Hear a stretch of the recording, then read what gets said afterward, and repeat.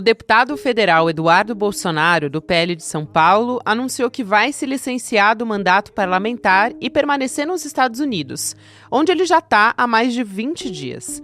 Justificou a decisão dizendo que vai buscar, no exterior, punição para o ministro Alexandre de Moraes, que é relator do inquérito em que o Jair é acusado de tramar um golpe de Estado depois das eleições de 2022.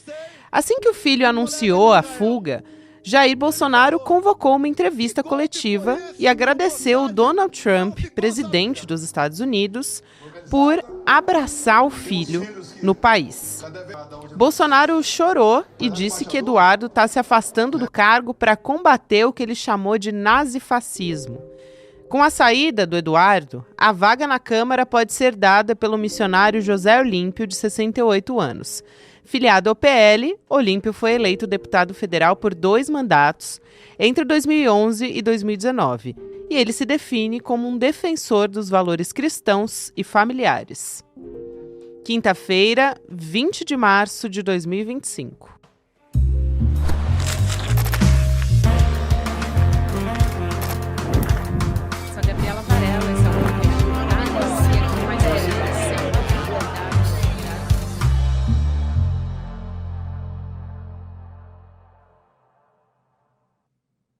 Olá, seja muito bem-vindo, seja muito bem-vinda. Eu sou a Gabriela Varelli, esse é o Videocast em Detalhes. Aqui, sempre com um convidado, uma convidada, a gente analisa uma notícia importante do momento.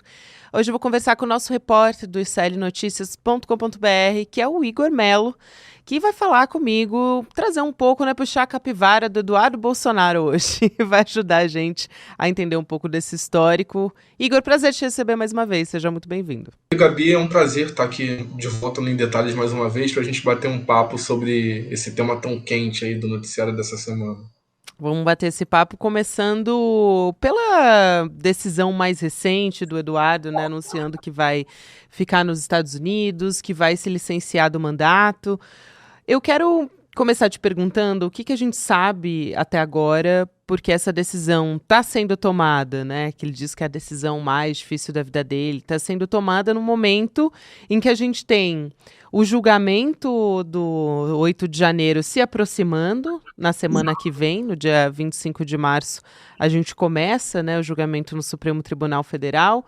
Também uma pressão pela apreensão do passaporte do Eduardo, que depois acabou não se concretizando por decisão do próprio STF, mas enfim, tudo isso acontecendo e Eduardo toma essa decisão. O que está por trás de tudo isso? Olha, me parece que essa questão da apreensão do passaporte foi muito mais o argumento que ele utilizou para justificar a medida do que um risco real, Porque, só para recapitular, o Eduardo não é denunciado nem indiciado em nenhum desses inquéritos até o momento que já foram concluídos pela PF, pela PGR, relativo seja ao golpe de Estado, a questão das joias. Em nenhum deles o Eduardo está ali na linha de frente, Ele chega a ser citado pontualmente, como é o caso do golpe, onde o Mauro Cid fala que ele fazia parte da ala mais radical, que defendia para o pai dar um golpe, mas ele não tem nenhuma implicação criminal para ele imediata. E essa própria medida dos deputados do PT de pedir a apreensão do passaporte é uma coisa muito mais política do que com chance de prosperar. Ninguém imaginava que o STF fosse determinar a apreensão do passaporte dele. Então, a meu ver, é muito mais uma cartada de tentar sensibilizar esse público de extrema-direita dos Estados Unidos, os deputados republicanos e o próprio governo Trump, do que propriamente ele estar sob risco de sofrer algum tipo de medida cautelar, enfim, que levasse à apreensão do passaporte. Eu concordo contigo, e tanto que essa decisão foi mantida mesmo depois do Supremo decidir não investigar o Eduardo Bolsonaro nesse caso e nem apreender o passaporte também. Agora, politicamente falando, o que significa essa decisão também? Porque o Eduardo ele já estava fazendo viagens, inclusive com outros parlamentares, entrando em contato politicamente e agendando reuniões, enfim, tendo encontros com parlamentares também republicanos e da extrema-direita dos Estados Unidos, né? E o próprio Jair Bolsonaro pode, politicamente, depois tentar abrir um caminho, talvez seja o único caminho hoje, né, por conta desse alinhamento com o Donald Trump, em que ele possa pedir asilo político. Mas qual que vai ser o esforço agora? E todo mundo no entorno dos Bolsonaros diz que o objetivo mesmo do Eduardo agora é capitanear, claro, politicamente isso, mas também se aproximar do grupo ali no entorno do Donald Trump, também do Steve Bannon, não, né, do Elon Musk agora. Steve Bannon foi no passado, já próximo ao Eduardo Bolsonaro. Eu creio que a gente está vendo nas últimas 2 semanas aí uma inflexão do clã Bolsonaro, assim. Me parece claro que eles desistiram completamente de uma estratégia de defesa jurídica e estão indo para o campo da política. E no campo da política, o discurso que eles estão fazendo de uma maneira articulada, a gente teve, por exemplo, o Bolsonaro falando isso antes da manifestação, na manifestação o tom foi o mesmo, o pronunciamento do Eduardo, e agora, depois, o Bolsonaro, depois do pronunciamento do Eduardo, que é sempre num tom de o Brasil é uma ditadura, não existe democracia no Brasil e precisamos de uma intervenção externa para normalizar a vida democrática brasileira, assim.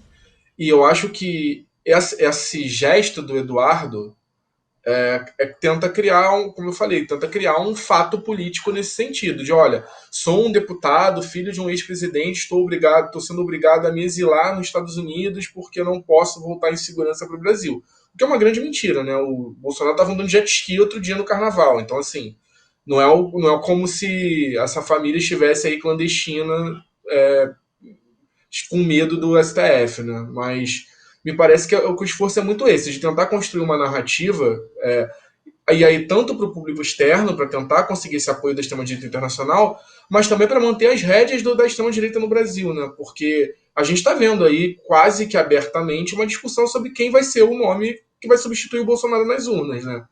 E quando eles tomam esse tipo de atitude, me parece também ter um efeito de para o Tarcísio e para outros nomes da extrema-direita que são presidenciáveis, de sinalizar, olha, estamos aqui tentando uma alternativa. Se você bota a cabeça para fora agora, você está minando esse esforço da anistia, enfim, de uma mudança no quadro jurídico deles, né? Com certeza. E tem também essa tentativa de tentar sensibilizar a base deles. O Eduardo Bolsonaro chorou falando sobre o afastamento do pai. O próprio Jair também foi falar com a imprensa chorando a respeito disso, né? Sobre o anúncio do Eduardo, enfim, agradecendo ao Trump, né? O Jair Bolsonaro agradecendo ao Trump, porque vai abraçar o Eduardo Bolsonaro nos Estados Unidos. Eu queria saber como que você tem acompanhado esses pronunciamentos do Eduardo, que tem sido muito midiático desde que tomou essa decisão de fugir para os Estados Unidos, né? Agora, como é que tem sido o pronunciamento do Eduardo? Qual é o tom que ele tem utilizado? O que ele tem falado sobre o que ele pretende fazer nos Estados Unidos e as alegações que ele tem dado, né? Porque ele está conversando muito com canais da extrema-direita, né? E da direita. Ele tem falado com muita frequência desde que ele anunciou nas redes sociais que ia ficar nos Estados Unidos. Eu acho que o discurso dele tem duas dimensões. Uma é uma dimensão emocional, que serve até essa coisa de chorar, de falar do afastamento da família e tudo mais, serve até como uma vacina para um certo desgaste que o clã Bolsonaro vinha tendo com o próprio eleitorado deles com a questão da anistia. Porque estava muito claro para todo mundo que eles não estavam preocupados com a suposta senhorinha que foi presa com a Bíblia na mão, né, que eles falam no 8 de janeiro, que eles estavam preocupados com a anistia do Jair Bolsonaro. Então, eu acho que parte dos fatores que ajudam a explicar o fracasso da manifestação desse último final de semana é isso. Assim, tipo, todo mundo sabe que não é uma pauta real do movimento, é uma pauta dele, é uma pauta do Jair Bolsonaro. Quando o Eduardo Bolsonaro se vitimiza, né, usando uma estratégia que o pai usa desde sempre, que é se vitimizar, se colocar nessa posição de perseguido, e chora falando do afastamento da família, dos filhos pequenos, do pai, ele se coloca numa posição análoga a essas pessoas que estão presas pelos atos golpistas. E aí, de alguma forma, tenta sensibilizar esse público mais radical de que, olha, eu sou um de vocês, eu também sou vítima disso. E quanto à questão política, ele até estava dando uma entrevista agora há pouco num canal de extrema-direita, onde ele detalha, assim, ele abriu 100% qual é a estratégia dele, que é conseguir conseguir uma sanção ao Alexandre de Moraes, mas não de qualquer forma. O que ele está trabalhando é tentar uma ação análoga a que o governo dos Estados Unidos tomou contra os procuradores do TPI, o Tribunal Penal Internacional, depois que houve um mandado de prisão contra o primeiro-ministro de Israel, Benjamin Netanyahu, por conta dos crimes de guerra na invasão de Gaza. E ele chegou a falar, porque no caso do TPI não foi só o procurador, foi toda a equipe dele. E a gente sabe que o Eduardo Bolsonaro tem um conflito aberto, por exemplo, com os delegados da Polícia Federal que trabalham nos inquéritos relacionados ao STF, né? O Fábio Chor e outros. Então já ofendeu publicamente, é alvo de procedimento contra isso. Então o que ele está sinalizando todo mundo vai pagar, não só o Alexandre de Moraes. Parece que a estratégia dele em relação ao governo Trump é essa, de conseguir uma sanção análoga sob o argumento de que essas pessoas estariam violando direitos humanos, inclusive é até curioso, né? Porque no pronunciamento que ele fez antes de anunciar, um vídeo que ele gravou essa semana também, antes de anunciar a licença, ele usou uma expressão que me chamou muita atenção, que foi punir esses violadores de direitos humanos. E aí a gente precisa lembrar que a família Bolsonaro fez carreira na política atacando os direitos humanos. O Jair Bolsonaro e os filhos dele tinham no gabinete deles um adesivo escrito Direitos Humanos, esterco da vagabundagem. Então, quando eles se arvoram nessa defesa dos direitos humanos, assim, tem um lado irônico, mas tem um outro lado que é de confundir mesmo, de gerar uma confusão sobre esses conceitos, assim como o Bolsonaro falar em nazifascismo, por exemplo, né? Como ele falou ontem, depois do anúncio do Eduardo. Então, assim, eu acho que tem essas dimensões que estão se misturando um pouco. Vou fazer uma pausa aqui na nossa conversa para te contar que a gente está com um programa, uma jornada esportiva que vai ser inaugurada em breve com uma aula com o Mark Kaelin, que é 6 vezes campeão do Ironman e foi eleito pela ESPN como o maior atleta de endurance de todos os tempos. Então a gente está falando aqui de aprendizados do esporte de alto rendimento que a gente pode aplicar na nossa vida, não só na nossa vida esportiva, mas na nossa vida pessoal também. Então vale muito a pena conferir. A gente vai ter nesse programa aqui do ICL reunir atletas como o Mark Kaelin, que eu já citei, também como a Joana Maranhão, que é muito responsável ali, ela que é medalhista olímpica, por tentar humanizar o esporte.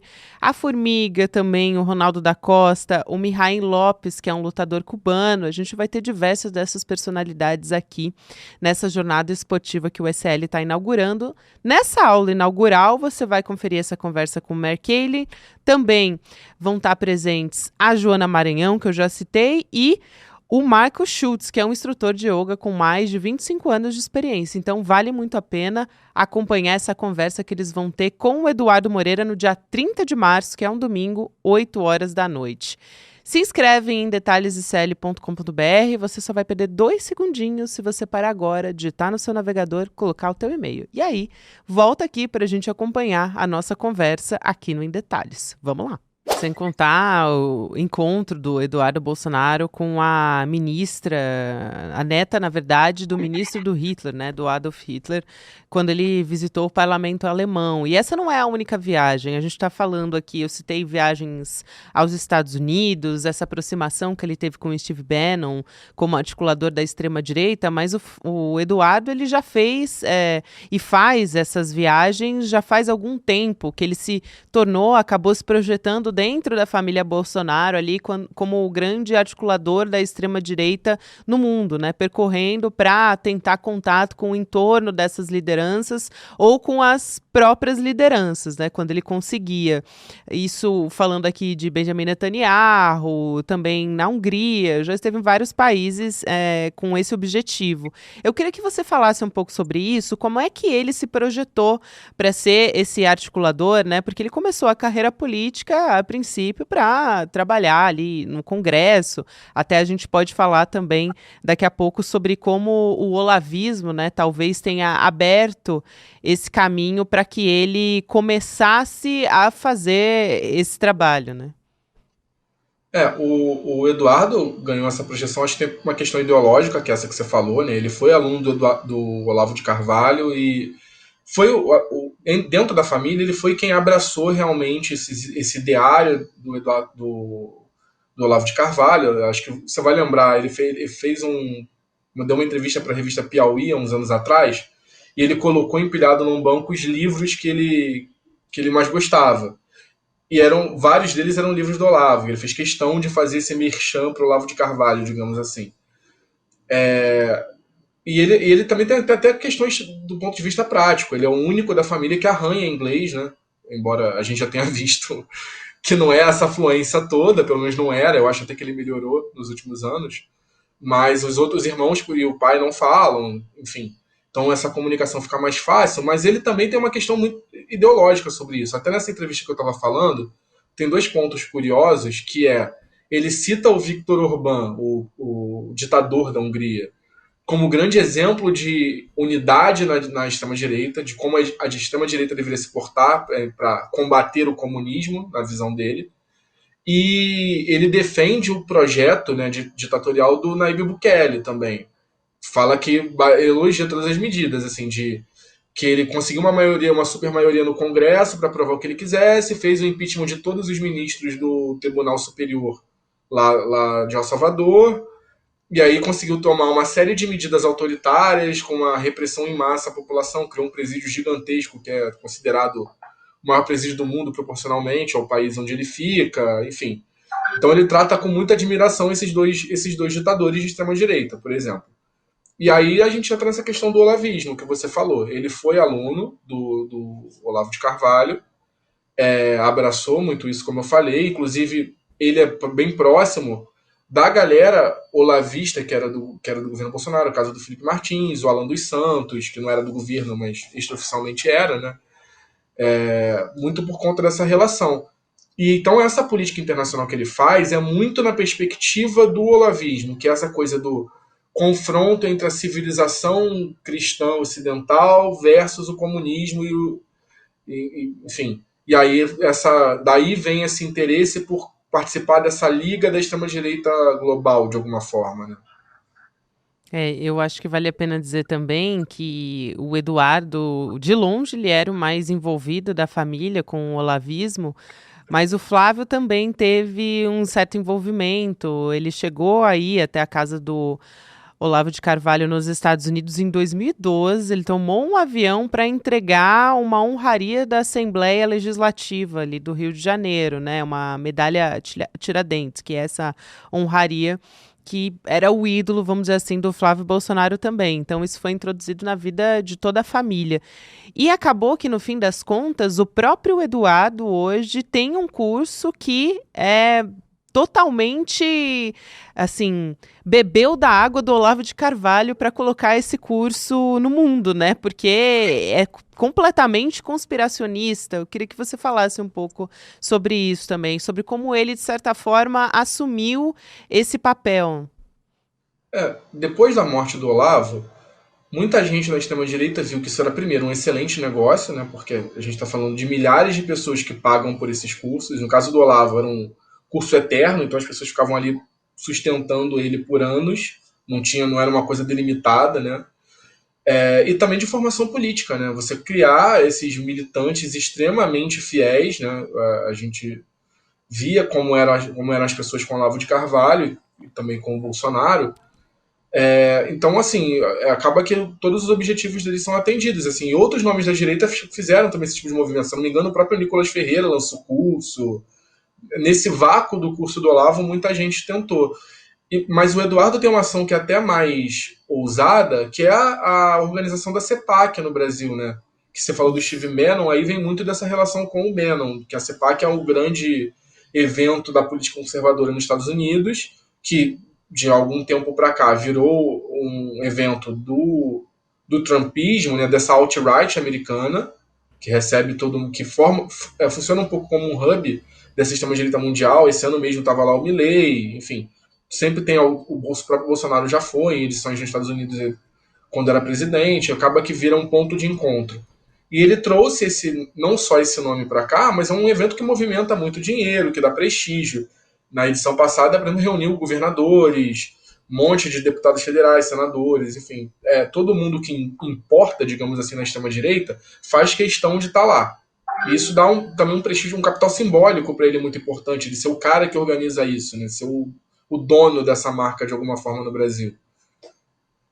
E também é interessante como o Eduardo Bolsonaro ocupou esse espaço também, justamente quando ele estava ali começando a articular espaço em, por exemplo, Comissão de Relações Exteriores. Ele queria ocupar esse cargo agora, recentemente, mas ele já ocupou no passado também. Em 2019, ocupou o cargo na Câmara, né, da Comissão de Relações Exteriores.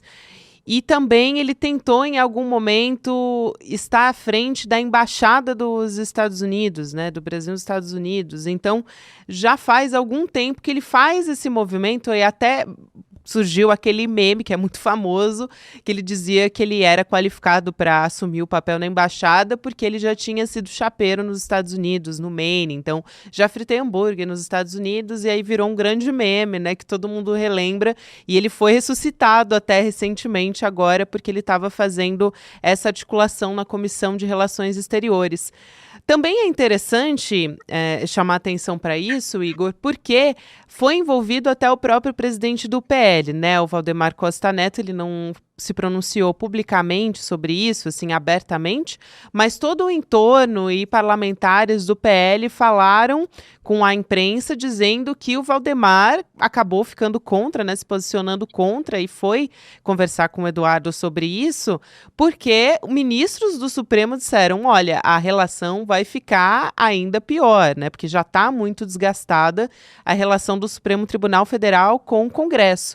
Então, esse cargo que já foi ocupado pelo Eduardo no passado, né, tem uma história aí que já se carrega, não é tão recente. A questão é que agora o ineditismo dessa história é porque ele diz que existe o alexandrismo, porque ele diz que o Alexandre de Moraes, né, está à frente da Gestapo, do Judiciário, e tudo isso que a gente vem acompanhando nos últimos tempos.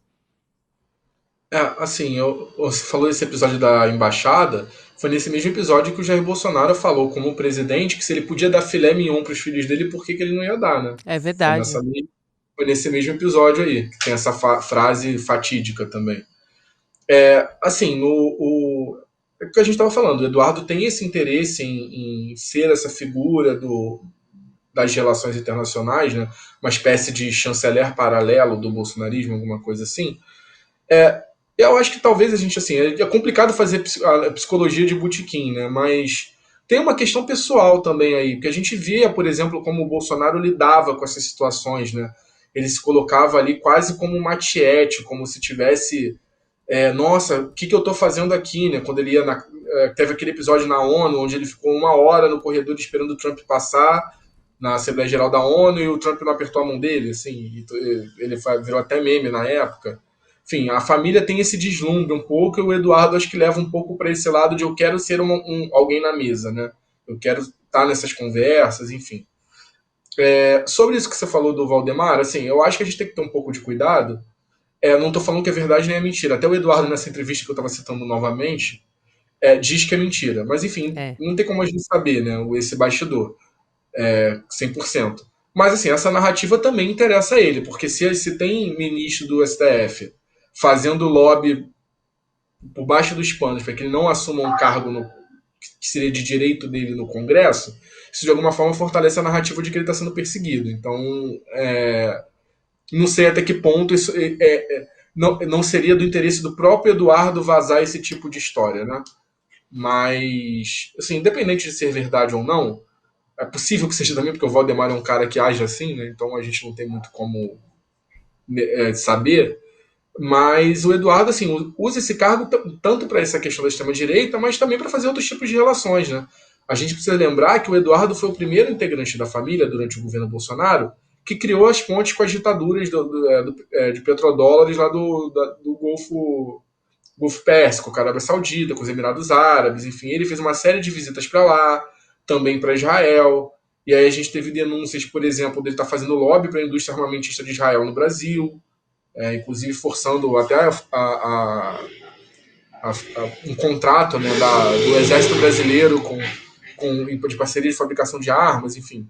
Isso foi denunciado na época do governo Bolsonaro. Então, assim, isso gera oportunidade de negócio também, né? A gente viu depois a questão das joias, que a Polícia Federal não conseguiu apurar esse ponto, mas existe a suspeita de que, de alguma forma, elas poderiam ser algum tipo de agrado para o Bolsonaro, ou para a família Bolsonaro, por conta de interesses desses países, porque foi feito levantamentos lá na época que, se você juntasse tudo que, por exemplo, os últimos presidentes americanos ganharam de presente desses países, em termos de valores, não dava o que o Bolsonaro ganhou.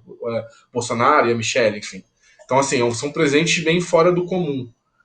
E esse cargo acaba que dá legitimidade para isso, né? Ele vira, quando ele assume esse cargo, o representante da Câmara dos Deputados brasileiros para lidar com outros órgãos governamentais pelo mundo, tanto legislativos quanto executivos. Então, assim, isso abre muitas portas, né?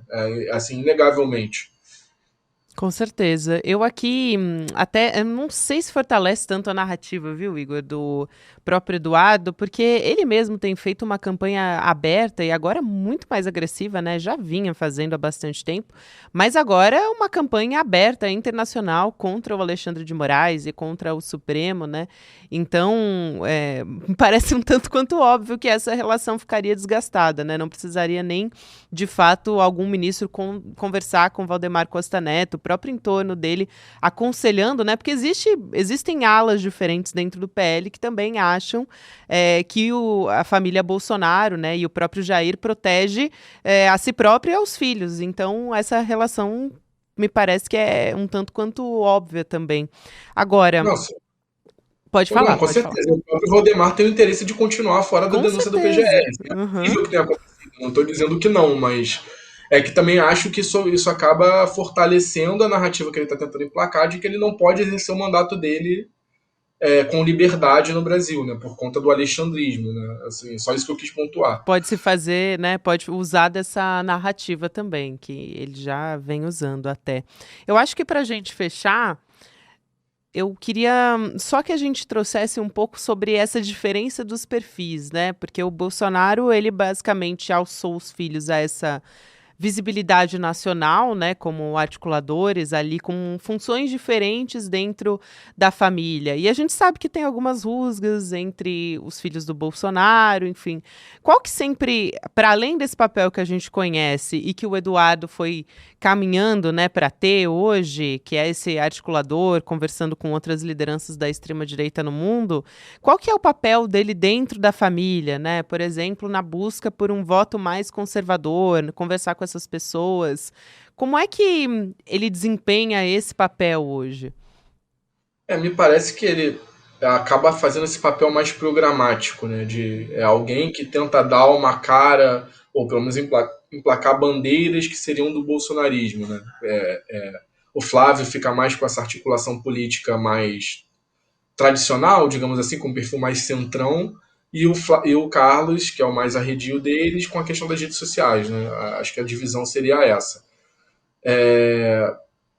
Eu acho que me parece que assim, o papel do Eduardo é muito esse. E essa coisa do CEPAC que eu falei tem a ver com isso. Ele criou um instituto também, né, o Instituto Liberal Conservador, que tenta de alguma forma se arvorar nessa posição também de um think tank assim da extrema direita brasileira. Eu acho que a ambição dele é muito essa, assim. Eu acho que é essa mesmo, e acho que a gente vai agora acompanhar, né, novos capítulos do Eduardo Bolsonaro nos próximos 4 meses, por enquanto, né, que a gente acha que ele vai permanecer por lá, mas ainda não dá para saber. Muito obrigada, prazer conversar contigo, te receber mais uma vez aqui. Gabi, é um prazer sempre estar aqui com vocês. Estou às ordens, quando quiser só chamar. Foi ótimo o nosso papo.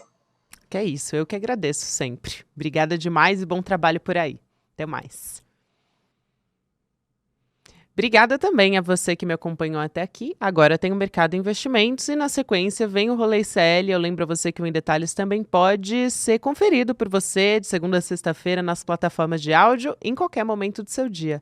Até amanhã. Fala, meu irmão, minha irmã, tudo bem? Você fica preocupado com os seus filhos, que eles estão se tornando sedentários, que só mexem ali na tela, no computador, ou quando às vezes seus filhos são um pouco mais velhos, eles entraram nessa onda de querer trabalhar e estão descuidando da saúde, quando eram mais jovens faziam esportes. Deixa eu dar uma dica para vocês. No dia 30 de março, a gente vai iniciar uma jornada esportiva, mas que tem uma aula inaugural que é aberta para todo mundo assistir, o Mark Allen, o maior triatleta de todos os tempos. Ele venceu 6 vezes o Ironman no Havaí. E ele traz ferramentas e conceitos para todo mundo poder aplicar na vida e buscar uma performance esportiva melhor, mas mais do que isso, esse gosto pela atividade física, pelo esporte e essa melhoria na saúde que todo mundo pode ter. Então, dá essa dica para os filhos de vocês assistirem essa aula gratuita.